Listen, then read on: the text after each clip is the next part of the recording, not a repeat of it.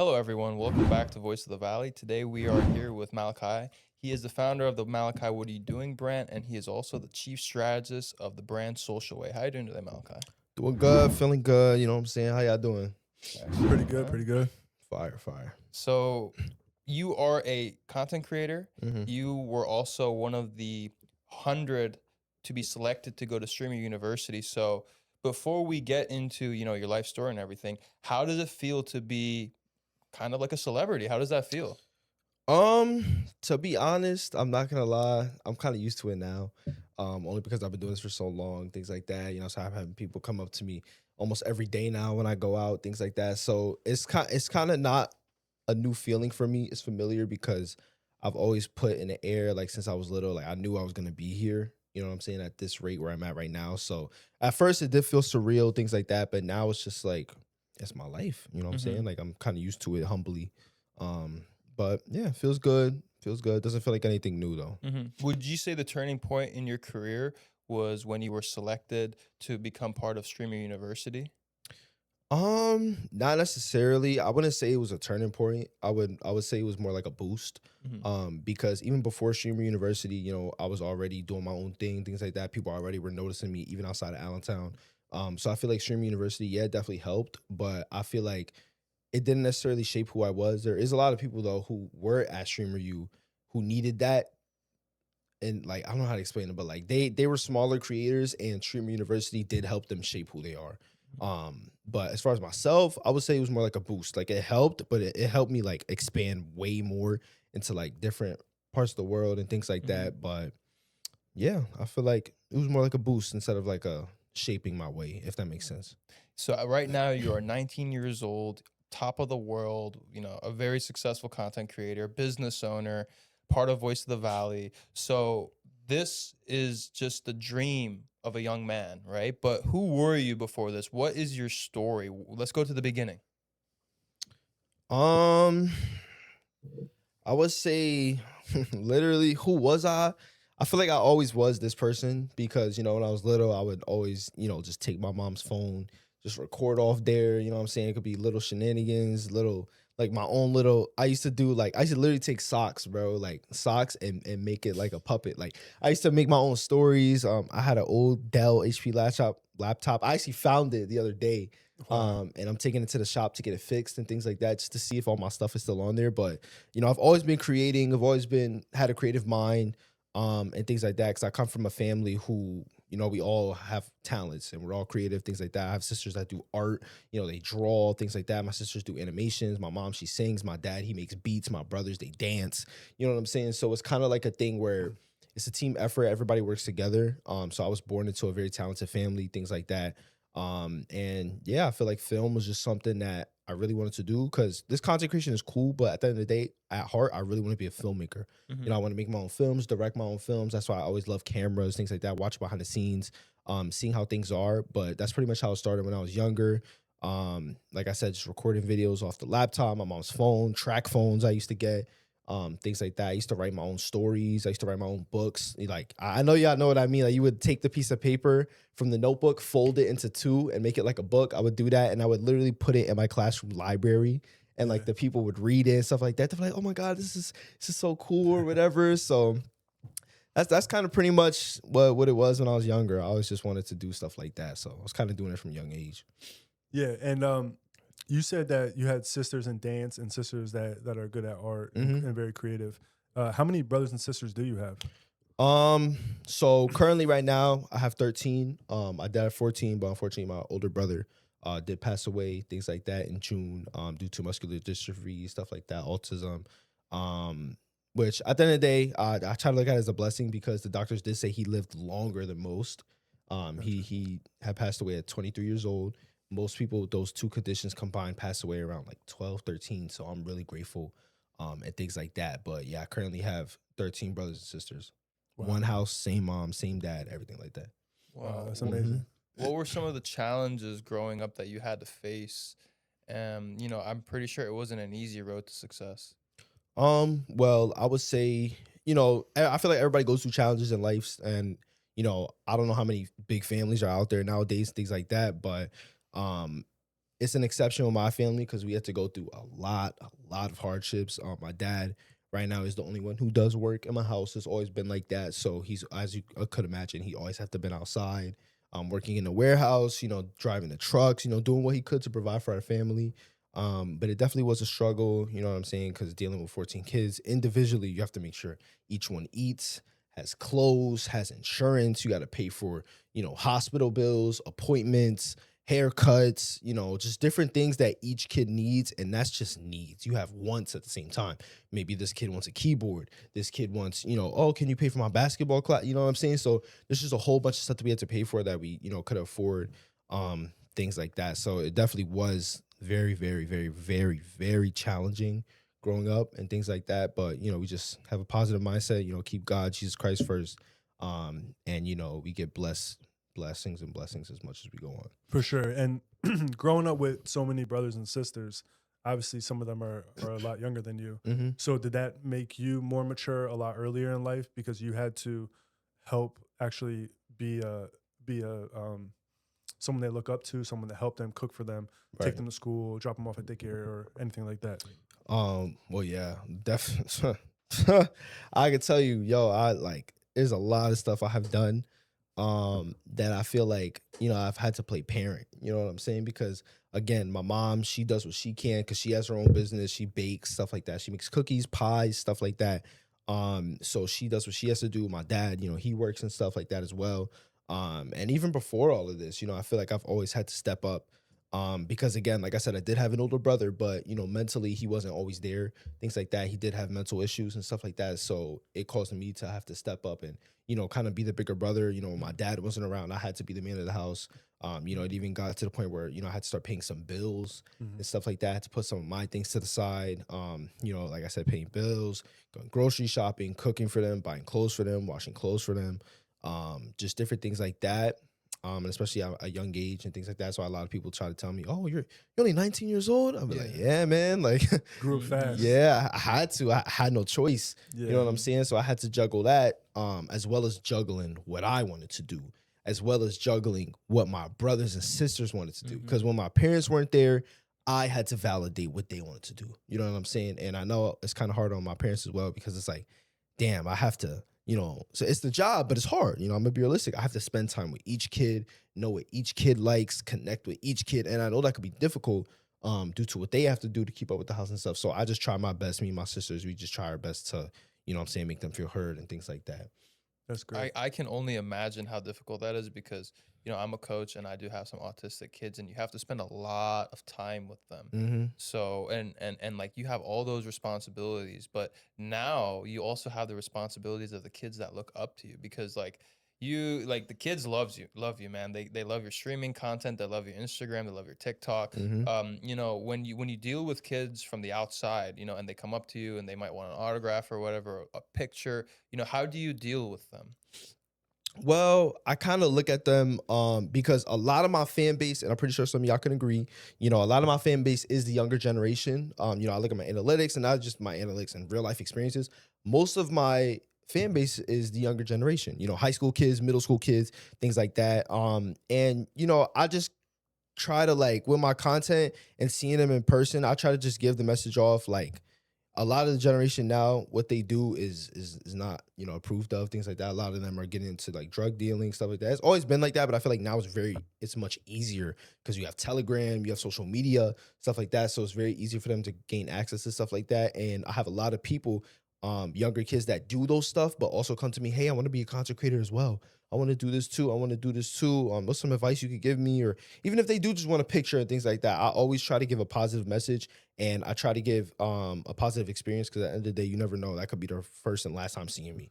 You know what I'm saying? So I always just try to tell them, "Oh, yo, of course," I'll give them the picture. I'll even give them the benefit of the doubt. I'll be like, yo, you want to take a couple? Let's take a couple more. You know what I'm saying? Yeah. How your day going today? Okay, that's fire. Yeah. Things like that. And I always make sure to end it with, "Thank you so much for supporting me." I always do that. And it always tends to make them smile. That's great. Because you were in that position as well. Mm-hmm. So now you have 60,000 followers on Instagram, 400,000 followers on TikTok. Mm-hmm. Before, when you only had a couple followers, you weren't getting much traction. I'm sure you had your mentors, the people you looked up to, that you would want a picture from. So it's always good giving back. to the people that look up to you and kind of want to be in your position. Yeah, absolutely. Now, here's a very important question: is the quarter zip just a trend, or is it a revolution? Listen, I ain't gonna lie, quarter zip. I would say it's both, bro. Like, if you want my honest opinion, like, yeah, the quarter zip matcha trend is funny as shit. Like, I made so much videos on it, things like that. But I feel like, in a way, like, just by me reading the comments, and I just opened a Facebook account, and I get to see a lot of the older people's perspective now. So, you know, I was on TikTok and Instagram, and that was more my generation, but I started posting on Facebook, and now I'm seeing a lot of the older generation and what they think, and it's completely different than what I would have thought. A lot of them are saying, yo, and in regards to the quarter zip and matcha videos that I posted, a lot of the parents and just grown-ups in general, they're actually approving of the quarter zip and matcha trend because they're like, oh, they finally look classy, they finally don't look like they in the streets, things like that. So, and the guy who actually created it, you know, he's gotten sponsorships, he's been on the news, things like that, because it's like a positive message in a funny way. You know what I'm saying? Like, the young men now, they look more classy, you know what I'm saying, stuff like that. But I ain't gonna lie, I'm jacking it. I'm fucking with it. I like the trend. Nah, yeah, it's like you do something to kind of make fun of it, and they're like, damn, I look nice in this quarter zip. Nah, you know, yeah, look, I even catch good. myself wearing quarter zip, you know, my job in the office a couple times too, shit. You know what I'm saying? Fire. And you know, that's the most important thing about comedy is you're able to speak the truth while making others laugh. So you can take a lot of insecurities away. Right. And you can, instead of trying to change something overnight, you can change it slowly and gradually through comedy. And I can't get canceled for that shit. Yeah. I cannot get canceled for that at all, bro. At all. Fire. So what age did you finally like realize that you were gonna kind of get a lot of followers and you were getting a lot of engagement? So you're asking, like, what age did I start gaining traction? Yeah. I would say probably around like 14, 15, around that era, like 8th grade and up is when I started seeing a lot of changes, because the TikTok app is called Musically at the time. And to be honest, like I was on Vine for a little bit. Like, I'll post little bullshit ass videos, but I was on Vine, then it got banned, and then Musically came out. And in middle school, I was more like quiet, like, you know what I'm saying? Like, I didn't want to really be goofy because, like, I got made fun of a lot and shit like that. You know, I got bullied and shit. But then when I would go home and I would post on Musically, and I would just be funny as shit. Like, I thought Musically was like for girls, to be honest. Like, I thought it was a girl. I seen Charlie do it. I was like, yo, this girly ass app. Like, but then I started seeing some of my Vine people that I used to watch on Vine, they were on Musically. So I'm like, oh, okay, like Light Skin Monte, you know, Leonard, RDC, like all these people I started seeing on Musically. And I'm like, oh, that's fire. So I started posting on Musically. And I remember I came to school one day, history class. Y'all, I came in, and one of the kids that used to bully me, like, he pulled up my video. And I was like, oh, shit. I was like, no, they found it. Like, I had the shirt as a wig, and, like, I put the boobs to the shirt and all that. And I'm like, damn, this nigga gonna clown me so bad. He nigga definitely fried my shit. But that just proved to me, okay, the niggas is seeing my shit. Like, you know what I'm saying? And I started getting followers and things like that. And, you know, in middle school, you always get the cool kids group, and they started following me and shit. So, like, that gave me some, like, oh, okay, this is fire. This is fire. So I started doing more. And then from there, it just started blowing up. Nice. If you want to learn more about Malachi's story, check out his TikTok, Malachi, what are you doing, correct? And the most interesting part for me, Malachi, was when you got banned and you had to start from zero. Yeah, now, that was crazy. Usually, 98% of people will have a failure after that. I mean, they're not going to come back. They're not going to succeed. But you found your way back. Like, tell us about the perseverance you needed to accomplish success. Well, I would say, you know, as far as I remember the exact moment my account got banned too. It was in the summer of 2022. I made a Dorney Park video. This is when I used to do public interviews. But not in the way you see now. Like, I did it in my own way and my own little spin, and that's how it blew up. So, you know, I was making it, and I was at Dorney Park. You know, I made it, edited it, posted to TikTok, and TikTok had flagged it. It was like, oh, for child, like, nudity or something. And I was like, what? Like, I wasn't even at the water park, like, nothing. So I'm like, what is going on? I'm like, all right, I took it down, posted it again. You know, this some changes. It got flagged for harassment. I'm like, what? Took it down, put it up. Now, the third time I put it up, they gave me one more warning. They was like, you have one more strike. I was like, all right, do I play it safe? Let's post it. fuck it, let's post it. I posted it, right? Posted it. Got taken down. I was like, all right, cool. I'm not gonna do it no more. Couple hours later, I go into my TikTok and I get a pop-up. It was like your account has been banned, like permanently. I was at 40,000 followers. I was like, oh, I was like, what? Mind you, this is my OG account from middle school, all my drafts, and I still can't retrieve any of those videos to this day. But all of them are on there. Yo, I was devastated. I was devastated. I was like, I worked so hard for this. Like, I had some pretty big people following me on there as well. So even those big people that were following me on there, like half of them don't even follow me on my new page now, which still kind of sucks. But I was like, man, this is crazy, whatever. But I actually wasn't gonna make a new account, believe it or not. I was gonna make one. But my friend at the time, Edgar, he was just motivating me. He was like, yo, listen, man, like at the end of the day, it's not like back then. You have a chance to redo it. So you're gonna send in your ass or you're gonna, make the account. So I'm like, all right, I'm gonna try it. Boom, made the account. Started posting a couple of videos, they weren't blowing up. So I was like, damn, like that's it. But I'm like, you know what, bro, at the end of the day, if I was destined to do this shit, bro. I'm like, I'm destined to do this shit. I've been wanting to do it for a while. I built it from scratch one time. I can do it again. Boom. I just continue to make more videos, more. And that account actually blew up faster. In 1 month, I had made 80K. So I doubled it. In the first month of me posting. I doubled what I had lost. And I seen that and I was like, yo, that's it. And I went full force. And that is how you know you're destined for greatness. Mm-hmm. If you can fail, start from zero, build it back up, right? Right. We're going to go for a commercial break. We'll be right back with you guys.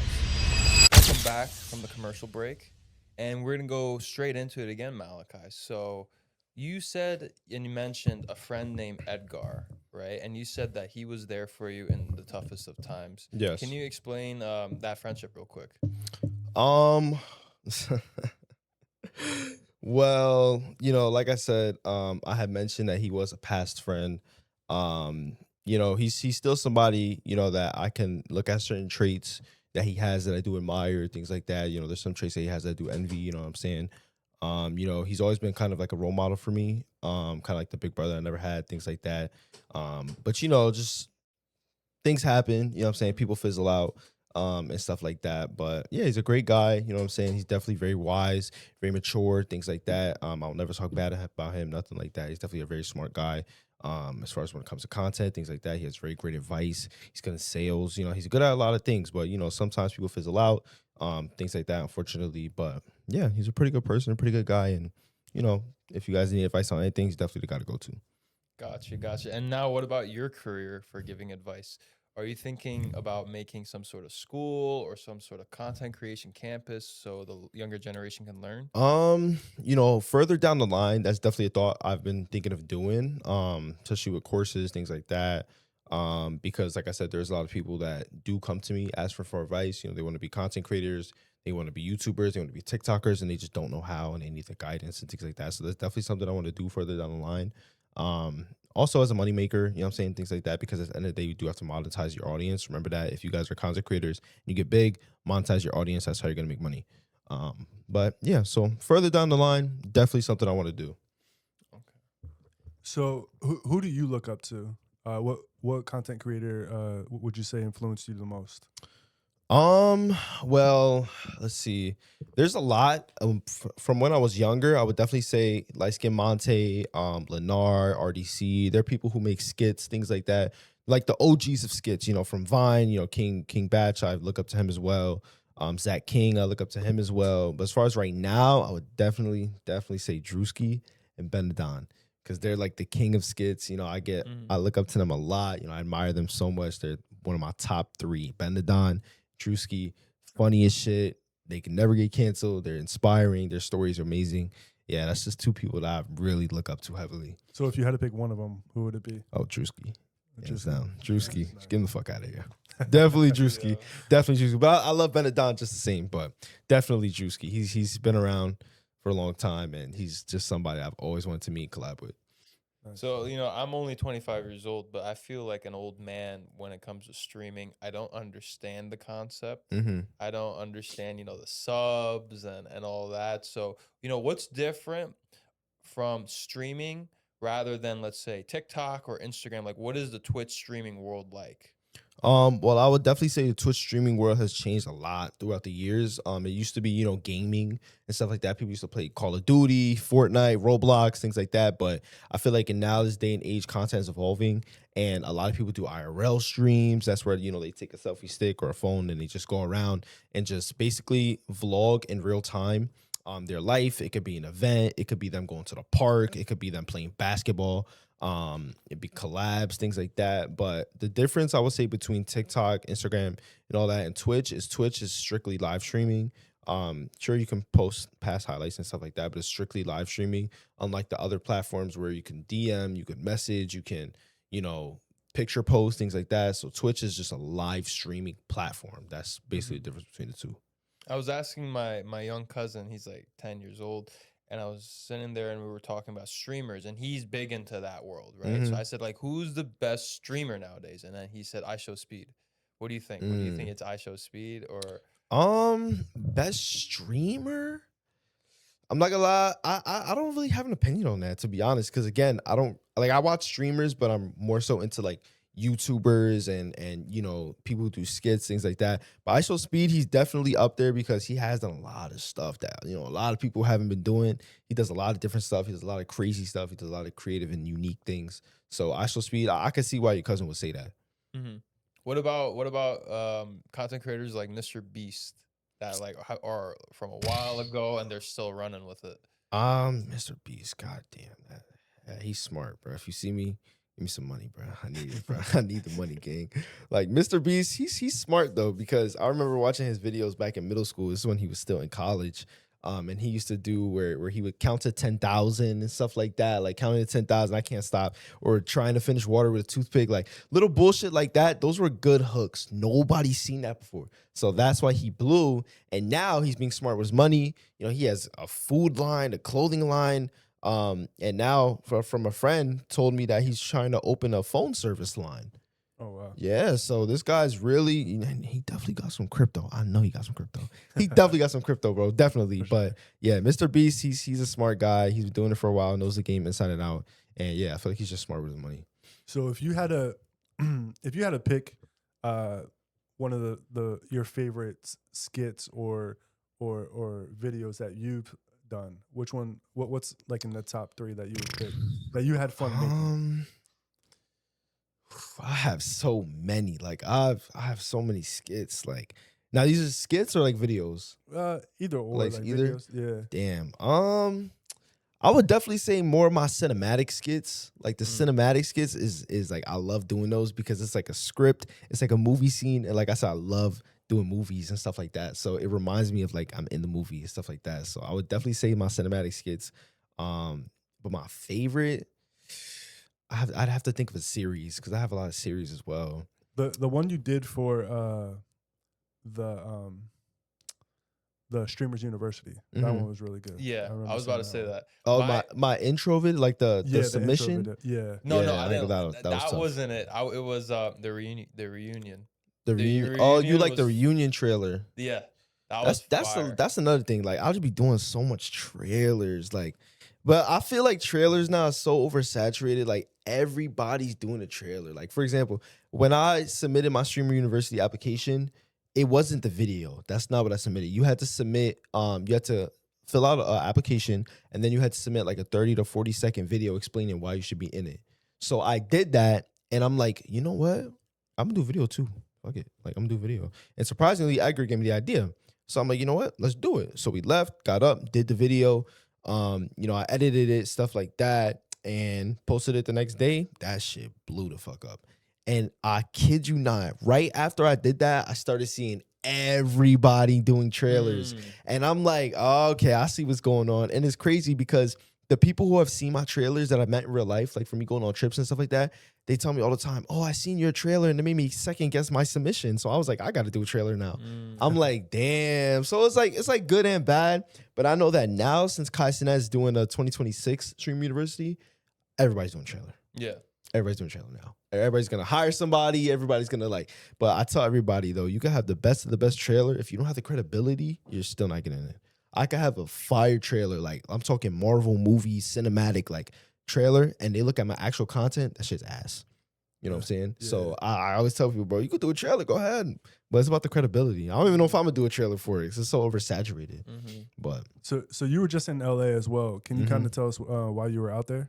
so I went to LA because we got invited to the Streamer Awards. It's basically like the Grammys for content creators and things like that. So we went out there. We also did some collabs with some Streamer U alumni, stuff like that. The Streamer Awards was messy as fuck. First of all, that Streamer Awards was messy. It's so much shots. Like people were saying that the host was racist. Like it was so crazy, and people would talk to me about. They're like, "Oh my god, did you watch it?" I'm like, "I think I was there." Like, like, but yeah, bro, I went out there for that.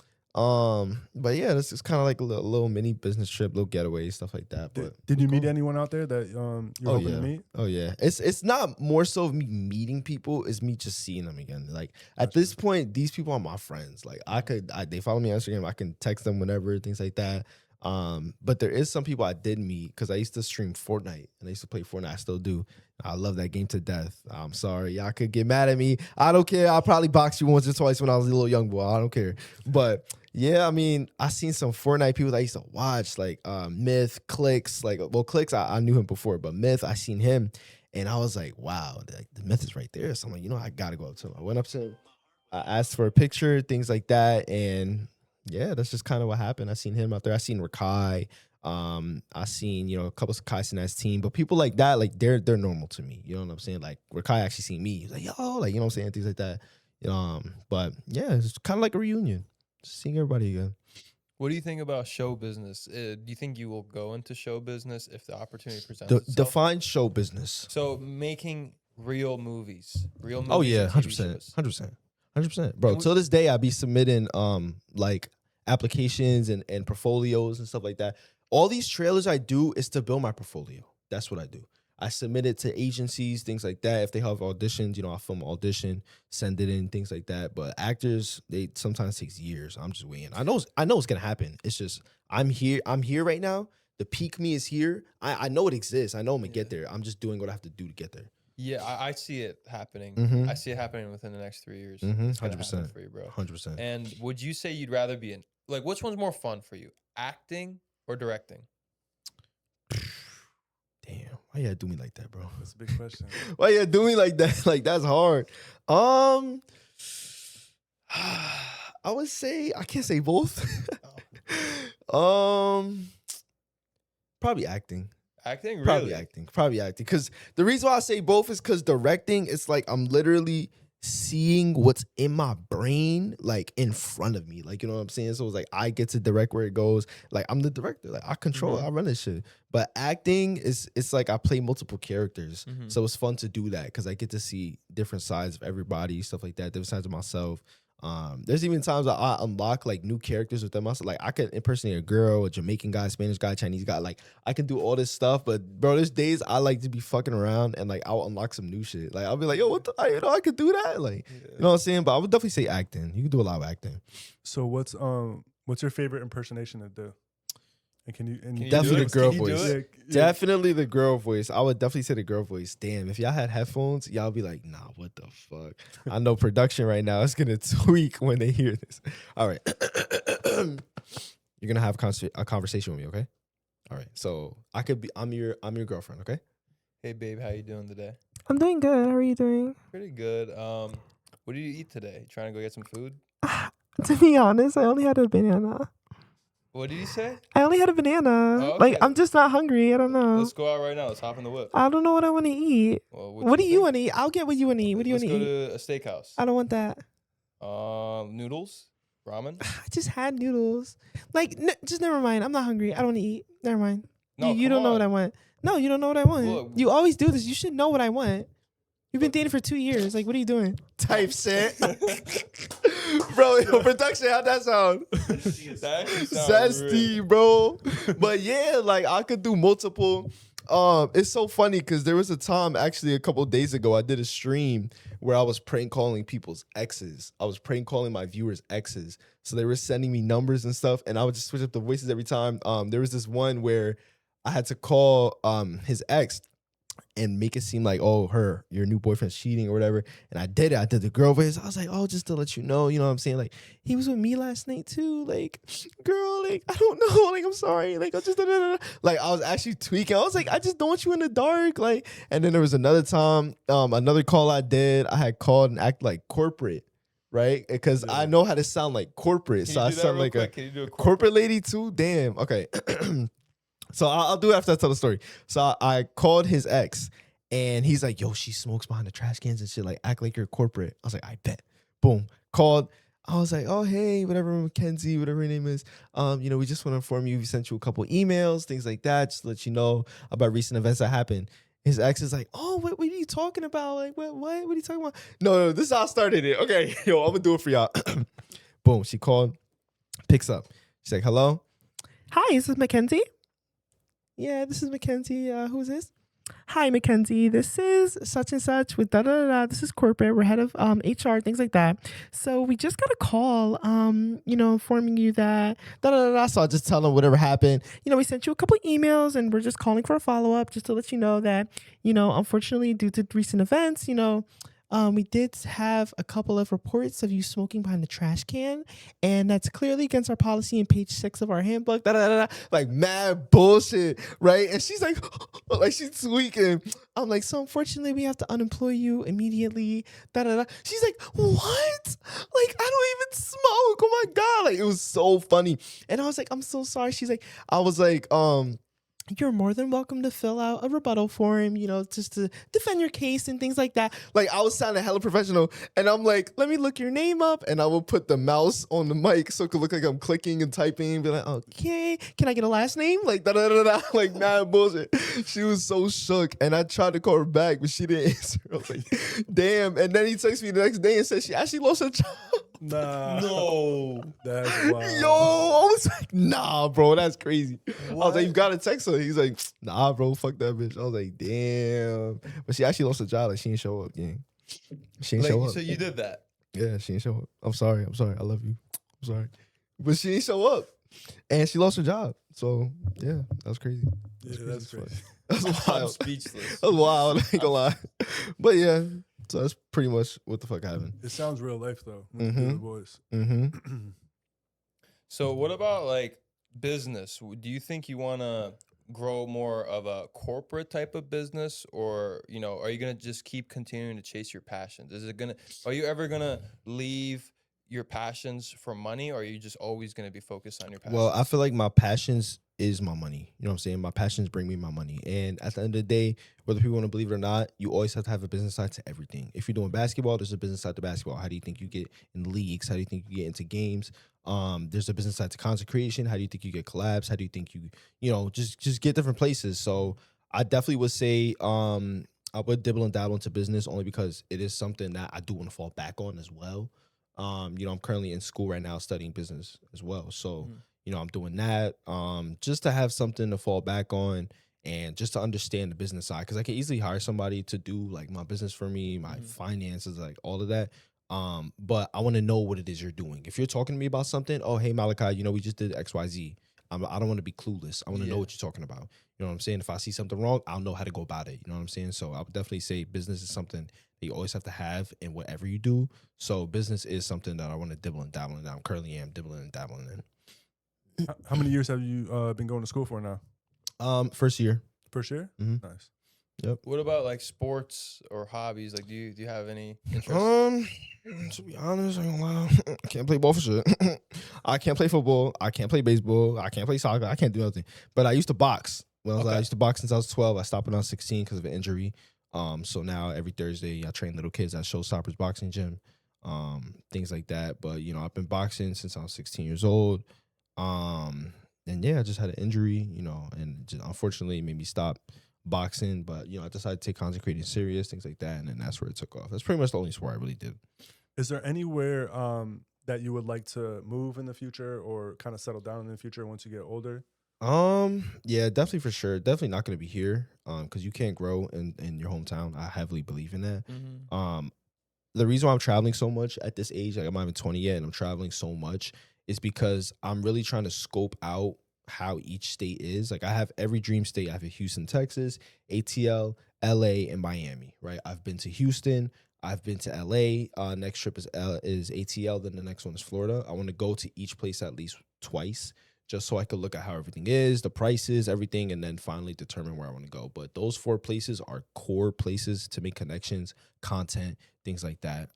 But my top ones is definitely probably ATL. ATL. Probably Atlanta. So what would kind of persuade you to move and pick like the location? What are Well, the for top things? starters, definitely the price. You know what I'm saying? Definitely the prices. LA was very, very pricey. I'm not gonna lie. LA was very pricey. I'm telling you, we paid $7 for a slice of pizza, bro. $7. $7 for a slice of pizza. And we paid $4 for a water bottle. A water bottle. It was crazy. It was crazy. It was bonkers. I went to Houston. It was really cheap. It was kind of like here. So I'm like, okay, Houston is a little more up on my list.